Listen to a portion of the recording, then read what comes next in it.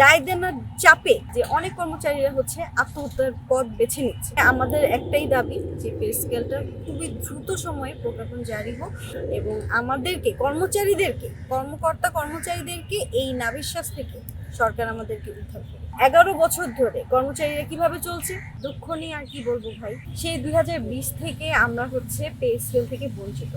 এতদিনে আমরা কিন্তু দুইটা পে স্কেল পাওয়ার কথা, কিন্তু আমরা একটাও পাইনি। অথচ পণ্যের বাজারে গিয়ে দেখেন সবকিছুর দাম একেবারেই হচ্ছে নাগালের বাইরে।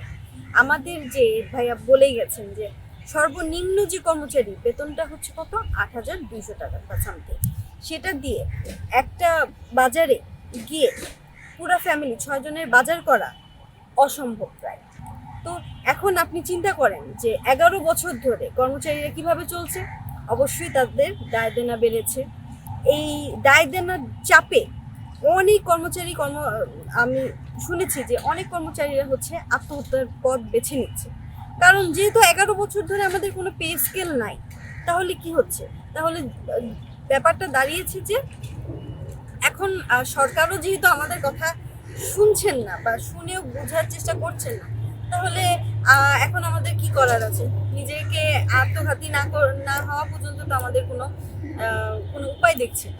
সুতরাং হচ্ছে আমাদের একটাই দাবি যে পে স্কেলটা খুবই দ্রুত সময়ে প্রজ্ঞাপন জারি হোক এবং আমাদেরকে কর্মচারীদেরকে এই নাভিশ্বাস থেকে সরকার আমাদেরকে উদ্ধার করে। এখন অনেক কিছু পরিস্থিতি আসলে সরকারের জায়গা থেকেও সরকার চেষ্টা করছেন হয়তোবা, কিন্তু আসলে বিভিন্ন পরিস্থিতি এমন হয়ে দাঁড়িয়েছে যে ওনারা চাইলেও, ওনাদের সদিচ্ছা থাকা সত্ত্বেও হয়তো ওটা বাস্তবায়নে বিঘ্নিত হচ্ছে।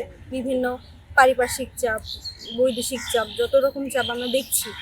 আর ওটা যদিও আমরা বুঝি, তারপরও আমাদের দাবিটা হচ্ছে 11 বছর ধরে আমরা বঞ্চিত ভাই।